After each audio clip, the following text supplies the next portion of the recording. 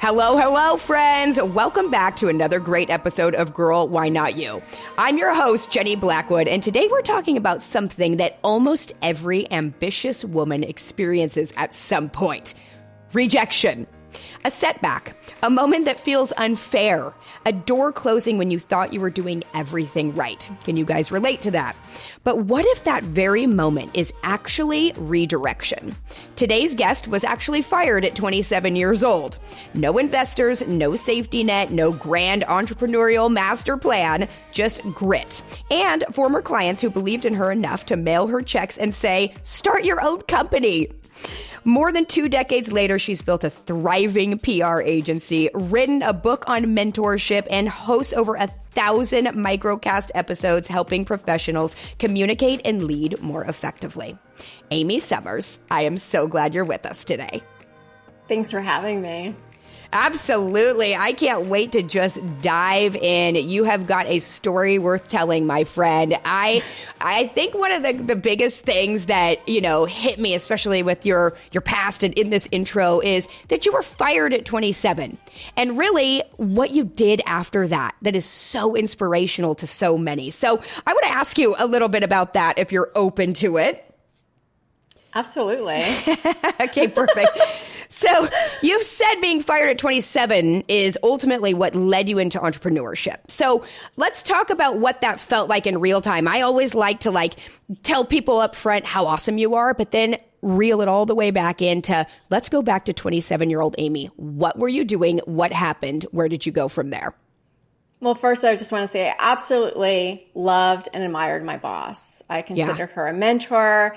It was my first real PR agency job after college. I had a couple other jobs I had done, but this was I felt like, okay, they were small, but because we were so small, she really allowed me to do so many things and gave me a ton of responsibility. And I'm forever indebted to her for all of that, because I really learned so much of the practical part of my, career from her.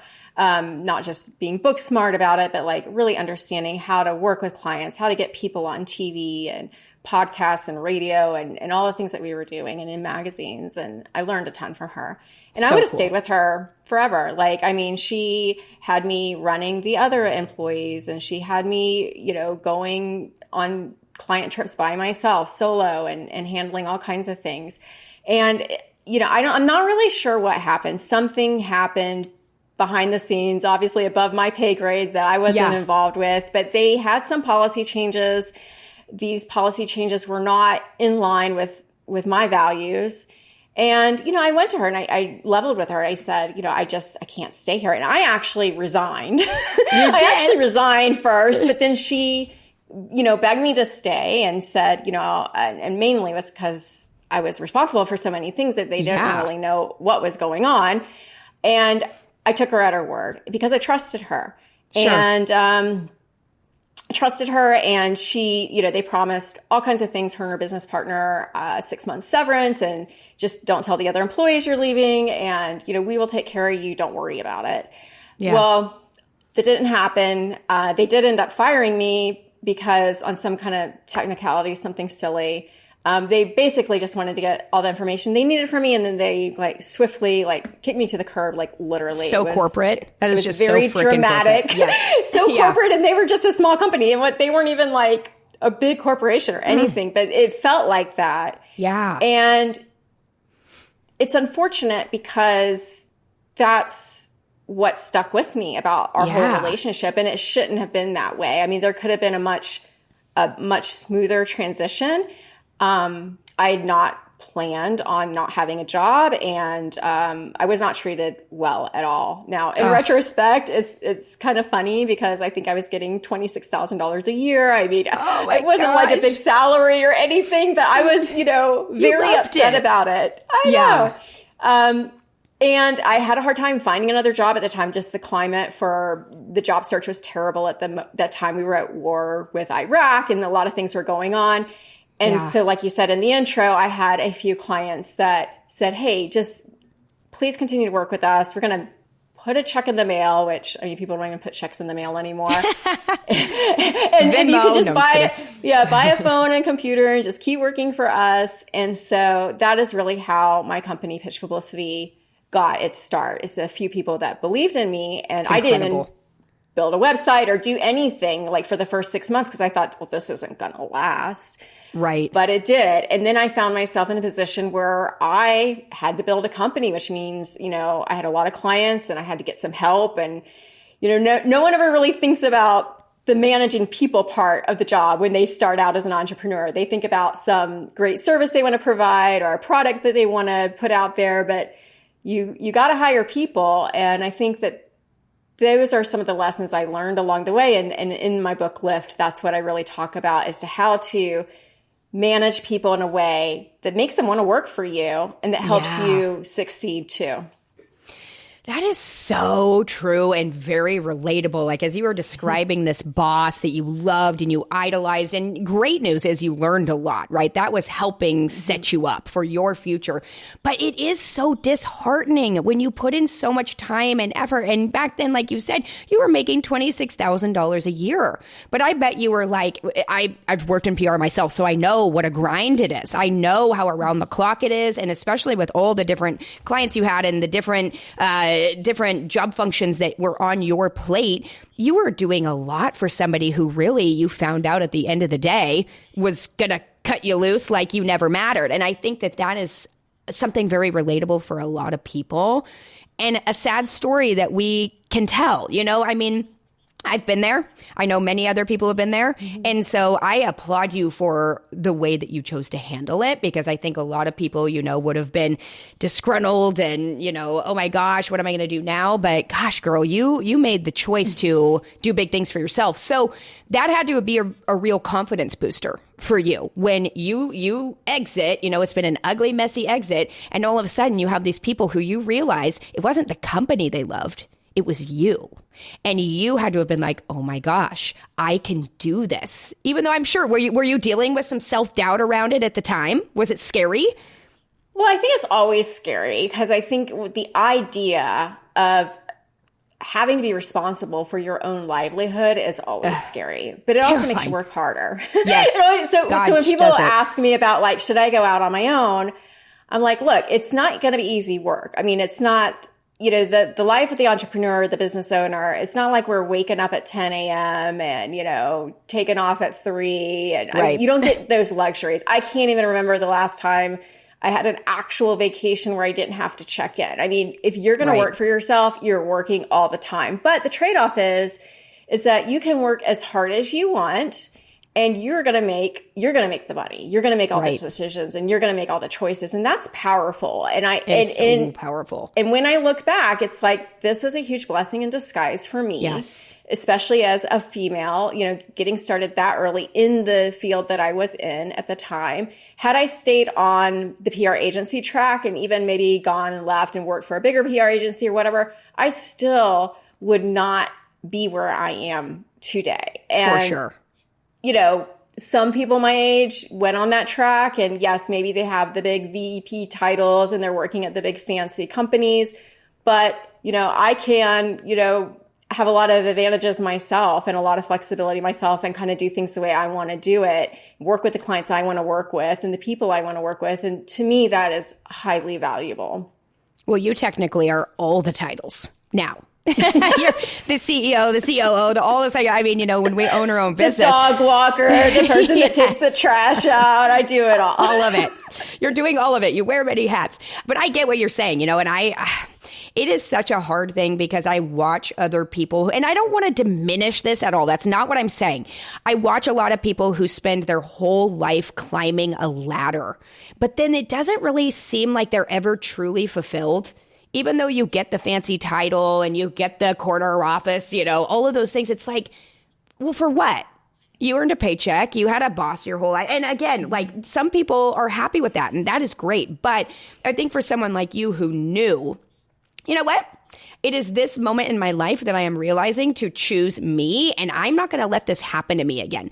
That's powerful. And that's kind of like a control thing that you get when you're an entrepreneur. You're a lot more in control, even though there are a lot of things, as we know in business, that don't always stay within the realm that we're hoping. I mean, it's a up and down all the time. We know that as business owners, but good for you. So you make this exit, you're immediately getting paid. You're like, oh my gosh, when I've thought about entrepreneurship, I thought it would take years to be profitable. And it sounds like you were like, boom, I'm in business. Let's go. How did it evolve from there? Well, it's always easy to look back. And when you look back, it seems like it happens a lot quicker than it did. Yeah. I started out with about 5 clients. So I was fortunate in that regard because I was coming fresh off of working with them. And then really the whole business was built on referrals, after that. And I had to learn early on, how many clients can I handle without making everyone upset? Like there were a lot of things I had to figure out. Did I want to scale? At one point I was told, oh, you need to scale up and be medium size and large size. Otherwise you're not successful. And I discovered, well, that's not really success for me. Like I like staying small. I like being hands-on with my clients and my team. And so you just have to kind of make these decisions along the way about, what works best for you. And I think I have found my rhythm with my company, and everyone's rhythm is going to be a little bit different. But, you define your own success. You decide what success means to you. So let's dig in that a little bit, because you talk a lot about making success happen. So for people listening, they may be trying to guess what that means, but what does that mean to you? Well, I know you like to be raw and gritty on this show, so I'll tell you what it really means. Let it fly, sister. Let it fly. So MSH, I have a whole chapter in my book about this. It's Touchpoint 6. It's called Delegate MSH Style, but MSH has been my rallying call, and I talk about this in the book, and it's basically make shit happen. Yes, now, girl. if we're in public and we're around people that we want to be more polite, we can say make success happen. I love that too. But honestly, yes, just make shit happen, like make it happen. And it's just my way of saying, figure it out. And whether that's figure it out for me, I don't know how to do something, I'm going to figure it out and I'm going to rise above. Or I'm going to toss it to somebody. Actually, just right before I got on this podcast with you, I tossed something to one of my team members. I said, I don't have time to do this. I got to get on a podcast. You're going to make it happen. Make shit happen. Yes, just go. And when I get off this podcast, it better be done because we're behind. But it's such a confidence booster to allow somebody to have the opportunity to figure something out on their own. And I think that is a skill set that not a lot of people get to exercise, especially younger people these days, where everything's figured out for them. And they don't have to be thrown into that, like, oh my gosh, what if this doesn't work? Or, I can't make it happen, and they got to figure it out. So I love those MSH moments because they're the fastest accelerator for confidence. And, it really shows you that you can do it. It's so true. You know what I'm picturing? I'm envisioning coming out to New York to visit you and us strolling through the streets of New York with hats that say make shit happen on it. It's going to be great. It's going to be great. I love that you say that. It was almost the title of the book, but I thought, if I put shit on the front of my book, I'm going to really limit my audience. So I just made it a chapter in the book. So it is in the book. It's a powerful message. I really wanted it on the cover, but, probably a good idea that I didn't. I love it. I love hearing that from a PR person. She really has to second guess herself, that's but it makes sense. And I am all about that too. I mean, it's funny. I joke around with another 3-letter acronym, GSD. Get shit done. So now I'm going to use yours as well. But I totally hear you. And it's true. Everybody listening to this, you're going to make shit happen this week.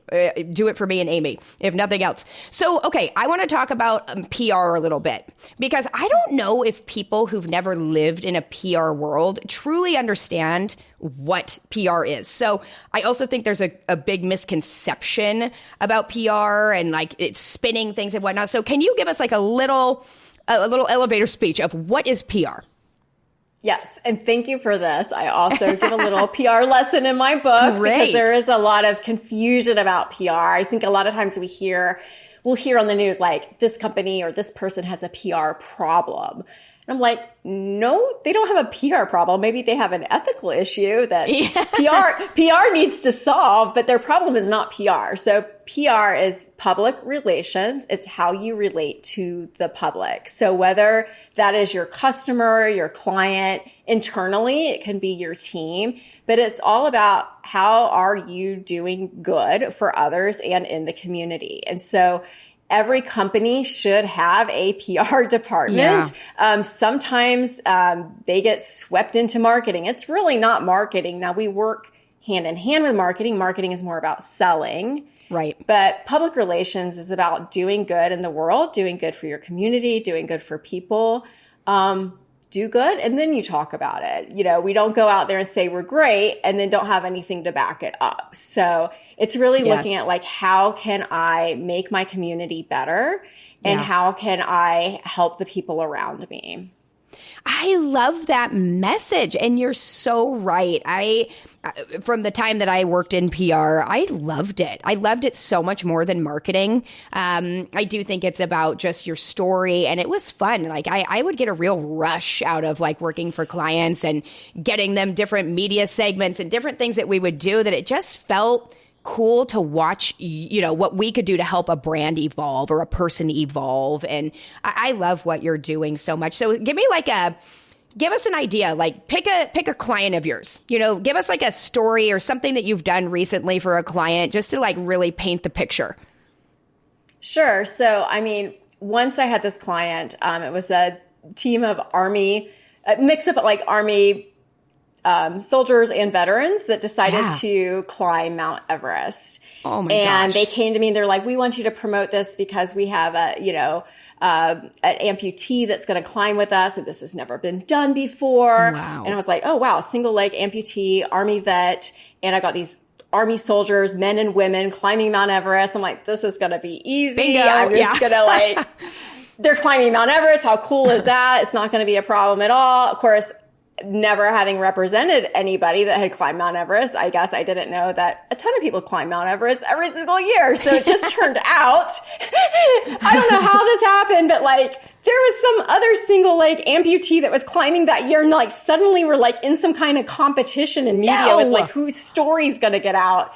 So my job is really, I know, my job is really to make sure that my client's story got told. You know, how was it unique? What was different about it? Yeah. And oh, by the way, Mount Everest is really dangerous. So didn't think about that either. So on the way down, they actually got all split up and they lost each other. And I was up 24 hours that night just trying to track them. Oh my gosh. Worried that we would have a different type of news story in the morning. I hadn't even thought about that. Like, okay, yeah, they got up there, but the descent down from Mount Everest is super dangerous. Totally. But I managed, you know, my team and we managed the whole story and getting it out to the media and helping them tell the story.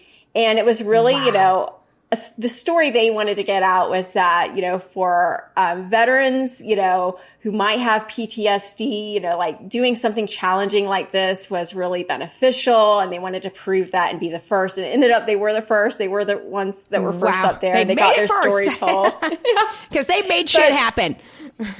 Yeah. So, you know, that's an example, but there's so many more. I mean, you know, that's an exciting one, but I also have companies that come to me with like really technical, sciencey, you know, ingredients or products, and they are so excited about it and they want to help people get healthier, but they don't know how to explain ashwagandha to somebody. And I've had to help them figure out what the storyline is and how to get the media interested in sharing the health benefits of something like ashwagandha and why people might be interested in it. So I also like those two that may seem a little bit more, you know, boring or not as exciting. They are fun for me because I love working with really intelligent people that are so passionate about what they're doing, but maybe they just don't know how to explain it to someone who's just a man on the street person. Like, how do you explain it simply? Wow.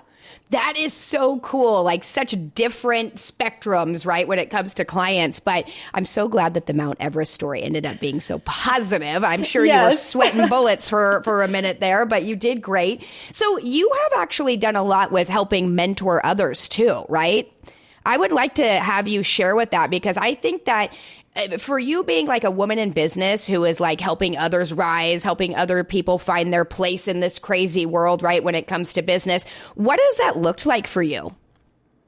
Well, I think as far as mentorship goes, we have a pretty big mentorship program at Pitch Publicity. So all of our team is college students. So I have a big internship program here. I one-on-one mentor each and every college student that comes through. And we are basically run by myself and a bunch of college students. I didn't share this information with my clients in the early years because I was afraid that they wouldn't hire me.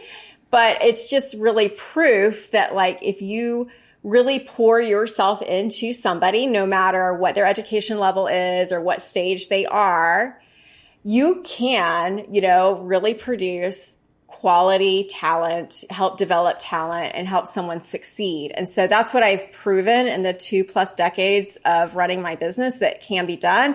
Now, it's not the ideal business model for everyone to have a bunch of college students running your company, but I kind of look at it like, well, this was a big, case study / science experiment here at Pitch Publicity that just shows that even before these young people were even out of college or even had a degree, they were doing quite amazing things and landing stuff like major national TV for clients and, really impressive stuff. So mentorship to me is all about pouring yourself into somebody else, showing them the ropes, having their back, being there when things don't work out, helping them readjust, just helping them think on their feet and learn how to strategize, that critical thinking, all those things that I think that is impossible to learn in school. I mean, you're just not going to get all the scenarios. Many times, my college interns, they'll have a media journalist, like slam the phone in their ear and be rejected. And so I'm right there with them. Okay, let's see what happened. Let's walk it through. How could we, handle that in the future? So it's always handling conflict or overcoming objections and all of these really soft skills that you just don't learn in school. So mentorship is about, not just giving people access and being supportive, but it's also helping them along their journey and helping them rise quicker than they could do on their own. Can I just say thank you? Thank you for doing that. That is incredible. I mean, it's like, I remember being a communications major at Long Beach State, and I was so lost. I had no idea. And it really just takes that one person in your life that can change your entire trajectory of where you're going to go. So you being willing, that's how I'm looking at it. It's probably sometimes more of a headache for you, but you being willing to take on these mentees, to train them, to give them real life experience while they're still in college is freaking game changing. I mean, when I think about lost sad me in college, I go, but when I think about people out there like you and I think about my babies and when they're at that point in their life, how grateful I would be to have someone like you training them for what they want to be and what they want to do. I mean, there's so much, and I could get on a soapbox about this, but there's so much in school that is such a waste of time. And honestly, money with the crazy tuition prices. But what you're providing is invaluable experience to people. And I can't even imagine how many lives you've changed doing that. So really, kudos to you for that. I would like to dig into your book. Can you tell us? She is a first-time author, everybody. This is something she never thought she would do, but here she is, taking things to the next level. And I'm very excited for you to share with us. Thank you. Well, a lot of the book, the reason I wrote the book was not to write a book or not to get attention for me or my company. I'm plenty busy enough. But really was the thing that you just touched on was how do we make more mentorship just a typical day? Let's not make it a thing. So we've kind of turned mentorship into a program or a title, or you have to have a mentor. It's very intimidating, all of it. And when I look back at my career and how I've helped, 50 plus people launch their careers, I look at that and I say, okay, sometimes it's a heavy lift, right? Because you're really helping these interns from college, but sometimes it's not such a heavy lift. Sometimes it's just, I opened a door for someone, or I had a girlfriend that got fired and didn't know what to do yet. So on a weekend, we figured out her whole business plan together by brainstorming. And then she was off on her own and everything was great. So it's in the book, I address how mentorship can be a seamless part of your leadership style, whatever your leadership style is. And that there are just touch points, and I give touch points in the book of things that you can do throughout your day that will help elevate others. And so whether that's your own team members, whether that's your friends and family, your own children, certainly as parents, we are mentors. We certainly should be mentors, but we're mentoring all the time. And I tell people that whether or not you claim the title mentor, you are mentoring. For better or for worse, somebody is always watching you, and they're either modeling your good behavior and your successful behavior, or they're modeling your not so great behavior. So you're always being watched. And if you're a parent out there, you know exactly what I'm talking about, because kids say the darndest things, but they also sure say do. exactly what their parents do and say. So they're a reflection of that. But so is your team as well. If you're a Devil Wears Prada type of boss, if that's what you're putting out there, then the rest of your team is going to be like that. And that's how they're going to treat everybody beneath them too. So we really have a lot of power to change the climate and the environment that we're in, whether that's at home or at work, just by the way that we're leading and we're modeling and basically mentoring. And so that's what I wanted to show in the book. And it's just a reminder, not only to me, because the book is a great reminder to me, like this is the best of, when Amy is showing up as her best, this is the best of, which I don't always show up at my best. So I have to go read my own book over again. But it's just little reminders of, hey, these are little things that you can do, little touch points that definitely make a difference in someone's life. Well, like, how powerful is that? Seriously, the fact that you're dedicating such a big portion of your life to helping others achieve greatness too. Like, I'm giving you all the snaps, girl. I really just find people like you fascinating, because I think so many of us just get so caught up in our own bubble that we're not even thinking about how we can help other people. And the fact that really, truly your life's purpose, a big portion of that is dedicated to helping shape other people. Wow.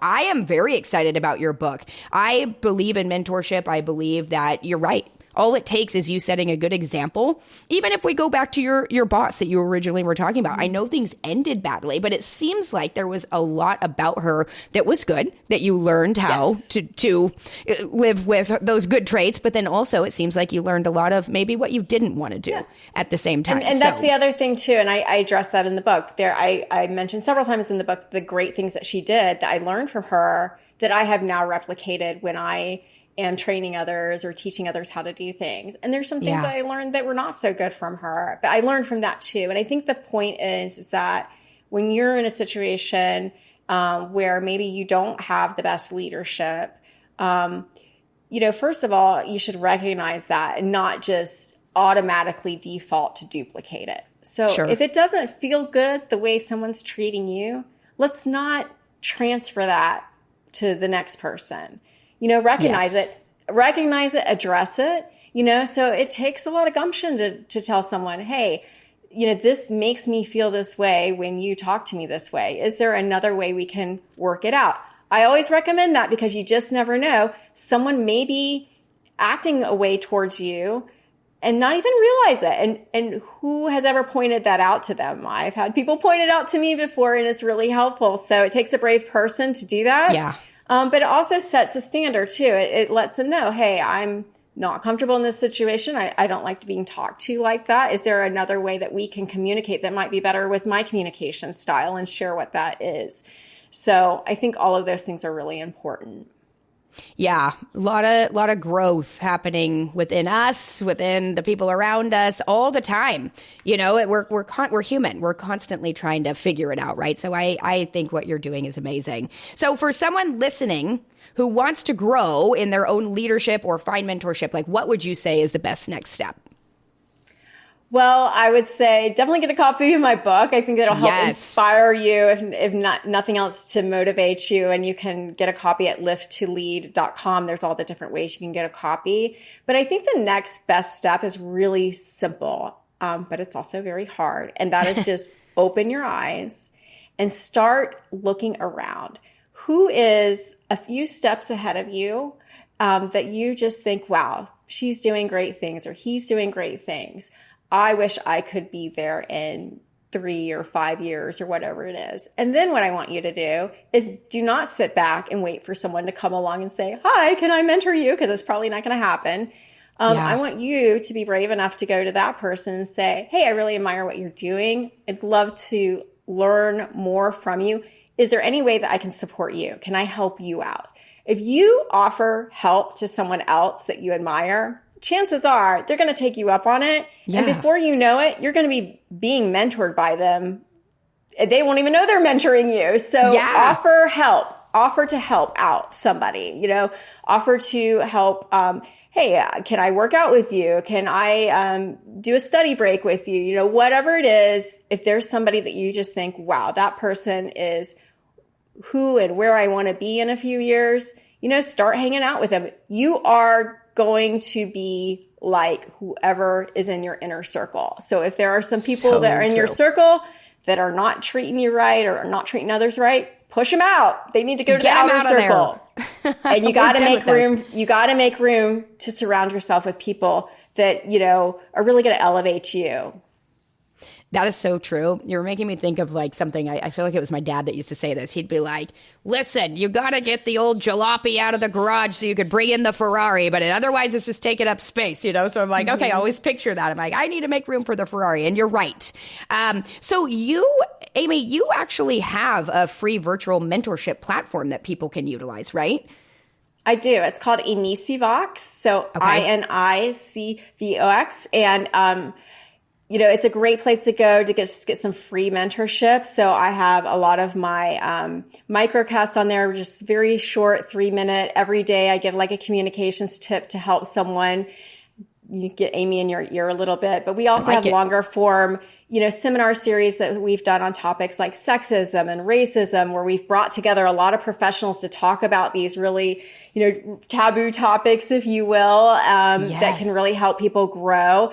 And we have some shorter form Skillshare sessions too that are 45 minutes in length that just focus in on like how to do a virtual interview better or, how to ask for promotion, those types of things. Wow. So I wanted to offer that because at some point I was like, okay, I can only have so many interns, and people were lining up to like work with me. And I was like, I'm going to just start recording stuff and make it virtual so that people can have access to it whenever they need a boost. And I wanted to do that just to show that, mentorship can be, shared in so many ways, and we have all the technology to do it.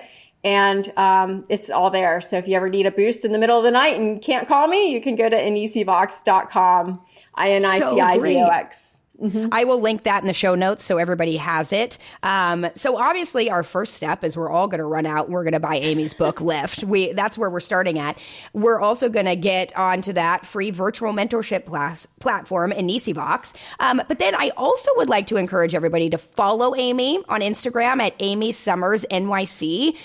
This is the type of woman who we all should strive to be a little more like. And I think that her tips and her tricks and just following along her journey could be really valuable for all of us. So I can say that. And Amy, I also, you've really gotten my head spinning today on all the PR I probably need to bring into my life. So I'd love to chat with you about that offline. But I am so grateful for you being here today. You are an inspiration, my friend, and your message is powerful. So thank you for sharing it with the Girl, Why Not You listeners today. Well, thank you so much. And girl, why not you? Exactly. That's what I'm saying, everybody. Again, I'm going to tell you this every episode. Go look in the mirror. I swear today, you better look and you better say, girl, why not you? Have a great rest of your day, everybody. We'll talk to you soon. If something in this episode made you sit up a little straighter or dream a little bigger, don't ignore it. That's your future nudging you. I'm living proof that you can start messy, start scared, start in the worst timing, and still create something beautiful. Thank you for listening to Girl, Why Not You? Now go take one small step towards the life you've been craving. Hit subscribe, leave a review if you feel called, and share this with someone who's ready for more.